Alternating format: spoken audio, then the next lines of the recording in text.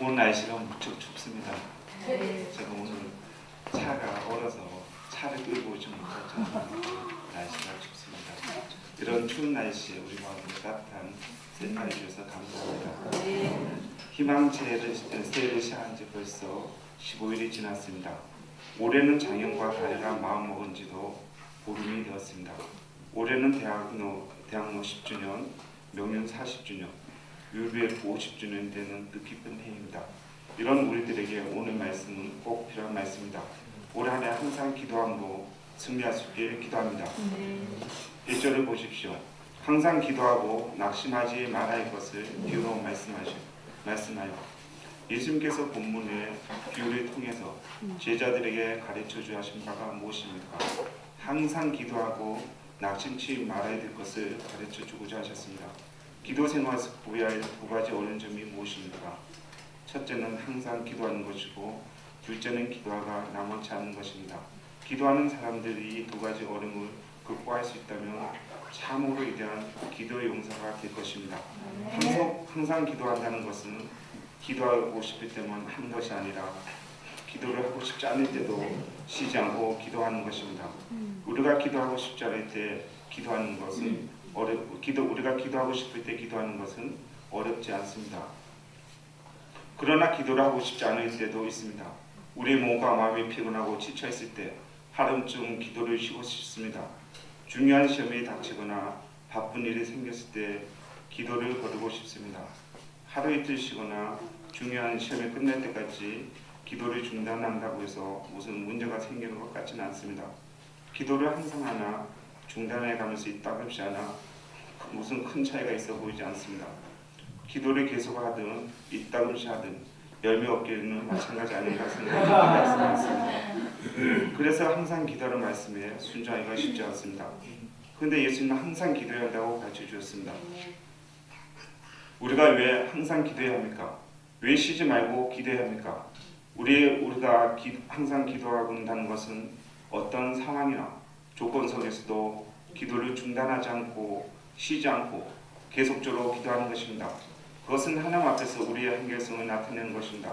우리가 어떤 상황과 조건 속에서도 하나님의 한결같은 자세를 믿고 의지하고 섬긴다는 것은 진실하고 신실한 믿음의 표현입니다. 그것은 하나님을 기쁘시게 하며 영광롭게 하는 것입니다. 우리가 기도해야 돼 한결같이 항상 기도해야 됩니다. 우리가 새벽 기도를 결심하고 시작했다고 생각해 보십시오. 매우 훌륭한 일입니다. 그러나 새벽 기도를 항상 한다는 것은 쉽지 않습니다. 매일매일 꾸준히 1년에 12달 같이 한다는 것은 정말 쉽지 않습니다. 그렇게 하려면 아침마다 자기를 부인하고 일찍 일어나야 합니다. 날마다 육신의 안익과 정욕을 물리치는 영적인 싸움을 해야 합니다. 때문에 쉽지가 않습니다. 그래서 새벽 기도를 결심했다가도 하고 싶을 때 하고 하기 싫으면 안 되는 것이 일이 허다합니다. 그래서 새벽 기도를 항상 신실하게 사람을 찾아보는 것은 쉬운 일이 아닙니다. 그러나 우리가 만일 날마다 자기를 부인하고 항상 한결같이 습관을 들여서 새벽마다 주님께 나와서 기도한다면 이는 정말 위대한 축복의 운동이 될 것입니다. 우리의 기도 생활을 한결같이 신실하게 계속한다면 우리는 십자가를 사랑하는 사람이 될 것이며 영적으로 점점 더 성숙하고 성장하는 사람으로 변화될 것입니다. 우리가 어떤 훈련을 받을 때 며칠간 강훈련을 하다가 또 며칠간은 먹고 쉬고 무절제하게 살다가 또 며칠간은 강훈련을 받고 하는 것보다 강연을 받는 것은 아니지만 조금씩이라도 훈련을 받는 것 사이에는 그 열매와 결과가 있어서 현저한 차이가 날 것입니다. 우리는 일주일에 한 번 소감 쓰고 다른 날에는 하지 않고 안해하게 사는 것보다 날마다 조금씩이라도 영적인 양식을 먹고 기도하고 기도 생활을 꾸준히 하는 것 사이에는 그 신앙의 진보와 성장에 있어서 현저한 차이가 날 것입니다. 우리가 일주일에 한두 번씩 아니라 날마다 영적인 싸움을 지속하게 나갈 때 우리는 계속해서 육신의 정욕과 부패를 극복할 수 있는 힘을 얻어갈 것입니다. 사단의 추상의 전략은 무엇입니까? 우리를 하여금 기도를 쉬게 하는 것입니다. 사단이 가장 무서워하고 떠는 사람은 기도하는 사람입니다. 사단은 기도의 용사를 시험하지 못하고 이기지 못합니다. 사단은 기도하는 교회를 가장 무서워합니다. 그러므로 사단의 작전은 먼저 기도를 시기하는 것이며 우리의 기도를 멈추게 하는 것입니다. 그렇게 함으로 사단은 우리의 영적인 힘을 점점 약화시키고 우리를 점점 무력하고 쓸모없는 사람으로 만들어 놓고자 합니다. 그럼 우리는 항상 기도해야 합니다. 쉬지 말고 기도해야 합니다. 기도 생활의 두 번째 극과의 장애물은 낭망입니다. 주님께서 낭망치 말아야 될 것을 가르쳐 주었습니다. 낭망이란 힘을 떨어져 버리는 것을 의미합니다. 우리는 어떤 바람과 희망을 가지고 기도를 시작합니다. 그러나 우리의 기도와 강구하는 바가 우리의 기도와 바람대로 쉽게 이루어지지 않습니다. 우리는 쉬지 않고 항상 기도하는데 상황은 기도에 비례해서 호전되어 가는 것이 아니라 도리어 더 악화되어 갈 때도 있습니다. 항상 기도하는데 예상치 못한 장애물에 부딪힐 때가 많습니다. 그때 낭망이 밀려옵니다. 낭망이 밀려올 때면 기도를 포기해야 됩니다. 낭망이란 하나님에 대한 믿음과 신뢰를 저버리는 것입니다. 이것은 주님을 심히 슬프시게 하는 것입니다. 항상 기도하되 낭망치를 말아야 한다고 말씀하십니다.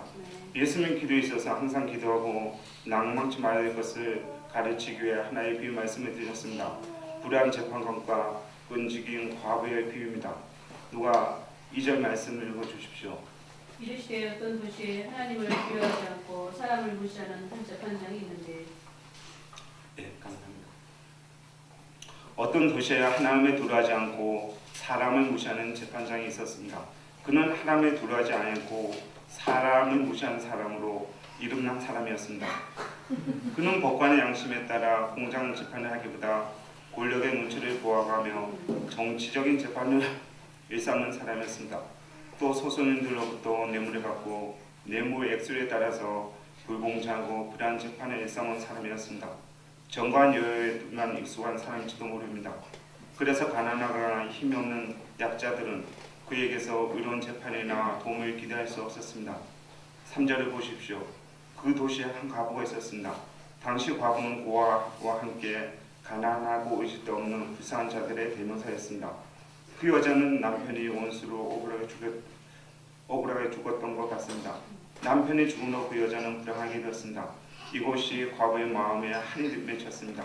과부는 남편의 이런 슬픔과 원탕 때문에 밤마다 잠을 이루지 못하고 슬피 울었습니다.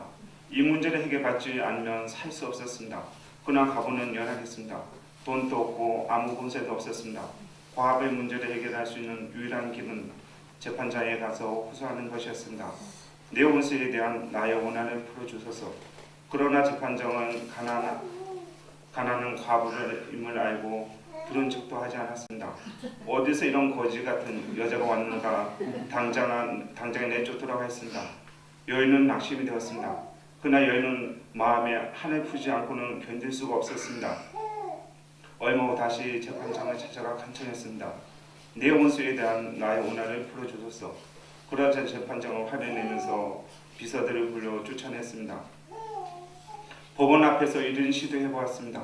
이른 시하다 경찰서에 잡혀가 보기도 했습니다. 그러나 과부는 결코 포기치 않았습니다. 이제는 재판장의 출퇴근길에 찾아가서 간청했습니다. 그래도 안 들어주자 집에 가서 밤마다 머리를 풀어헤치고 내 원수에 대한 나의 원한을 풀어주사며 슬프게 울었습니다. 여인은 이 원한을 풀어주지 않으면 절대로 물러나지 않겠다는 자세로 끈질기게 간청했습니다. 과부의 원한은 하늘의 사무실처럼 만큼 절실했습니다. 불의한 재판관은 낮에는 이 과부 때문에 사물을 볼 수가 없었습니다. 퇴근 후 음식점에 가면 어느새 금전처럼 따라왔기 때문에 음식점에도 갈 수가 없었습니다. 집에 가면 집에 찾아왔기 때문에 집에서 편히 쉴 수도 없었습니다. 밤에는 구슬픈 여인의 울음소리 때문에 잠을 잘 수도 없었습니다. 꿈속에서 여인이 머리를 풀어헤치고 나타나 간청하기 때문에 식은 땀을 흘려야 했습니다. 재판장은 견디다 못해 마침내 중대한 결심을 하게 되었습니다. 어느 분이 4절 5절 말씀 읽어주십시오. 그가 얼마 동안 듣지 아니하다가 후에 속으로 생각하되 내가 하나님을 두려워하지 않고 사람을 무시하나 이 과부가 나를 부끄럽게 하니 내가 그 원한을 풀어주리라. 그렇지 않으면 늘 와서 나를 부럽게 하리라 하였느니라. 재판관이 과부의 원한을 풀어주고자 한 것은 과부를 위해서가 아니라 자기를 위해서 씁니다. 재판장은 하나님을 두려워하지도 않고 사람도 두려워하지 않습니다. 그에게는 세상에 아무것도 두려울 것이 없었습니다. 그러나 여인의 끈질긴 간청이 두려웠습니다. 재판관은 여인의 끈질긴 간청에 항복하지 않을 수 없었습니다. 예수님께서 이 비유를 통해 제자들에게 가르치고자 하시는 바가 무엇입니까? 5절에서 8절 말씀을 보십시오. 불의한 재판장이 말한 것을 들으라. 하물며 하나님께서 그 밤낮 부린 자들의 택하신 원한을 풀어주시 아니하시겠느냐? 그들에게 오래 참으시겠느냐? 내가 너에게 이르노니 속히 그 원한을 풀어주리라. 예수는 불의한 재판관과 비교하여 택하신 자들에 대한 하나님 사람이 어떠한가를 가르쳐 주었습니다. 재판장은 불의하지만 하나님은 보호르십니다. 하나님은 애물로 판단하지 않으시고 속마음을 보시고 공의로 심판하십니다.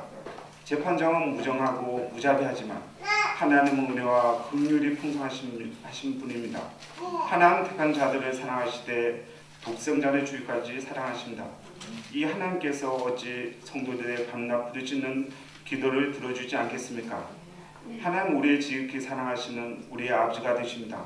저는 하나님인데 약합니다. 하나님가 아빠 하면서 무엇을 요구하면 안 들어줄 수가 없습니다. 게으르고 귀찮음이 많은 저이지만 하나님의 요구사항에는 귀 기울입니다. 아버지는 자녀를 사랑하기 때문에 그 소원을 속히 들어줍니다. 이처럼 하나님은 우리를 간구에 귀를 기울이시고 언제든지 우리의 소원을 속히 들어주실 준비가 되어 있습니다. 그런데 우리는 기도할 때 하나님을 재판장같이 생각하기 쉽습니다. 그래서 좋은 기도하다가 응답이 잘 안 되면 불표 섞인 기도를 합니다. 하나님께서 나의 문제에 무관심하시고 나를 사랑하지 않는다고 생각합니다. 그러나 하나님은 자기에게 나온 자를 결코 멸시치 아니하십니다. 재판장은 무관심했지만 하나님은 우리 일에 깊이 관심을 가지고 계십니다. 재판장은 자신의 괴로움을 참기 힘들어서 할 수 없이 했지만 하나님은 기쁨으로 속히 풀어주고자 하십니다. 우리가 얻지 못하는 것은 하나님께 간절히 구하지 않는 것이기 때문입니다. 구하여도 받지 못한 것은 정욕으로 쓰기 위해 잘못 구했기 때문입니다. 하나님은 우리를 사랑하기 때문에 우리의 기도를 반드시 들어주십니다. 이상의 비유를 통해 우리가 배워야 할 바가 무엇입니까? 첫째, 한 원한에 맺힌 기도 제목을 가지고 끈질기게 기도해야 합니다.